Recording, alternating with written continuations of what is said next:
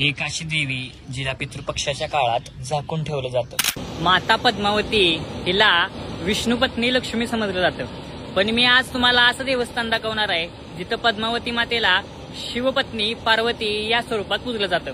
तर चांगलं मंडळी, मी कौस्तुभ आणि तीर्थटनच्या जागर आदिशक्तीचा या विशेष मालिकेतील तिसऱ्या भागामध्ये तुमच्या सगळ्यांचं स्वागत आहे।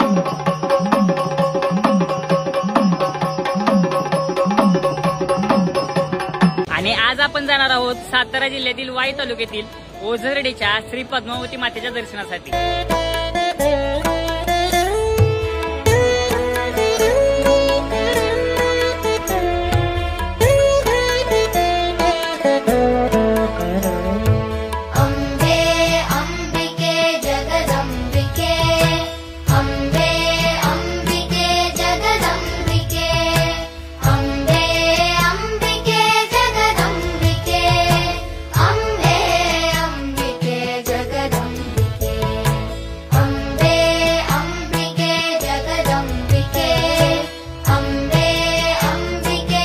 एका आख्यायिकेनुसार नाभिक समाजाचा व्यक्ती हा पद्मावती मातेचा निस्सीम भक्त होता।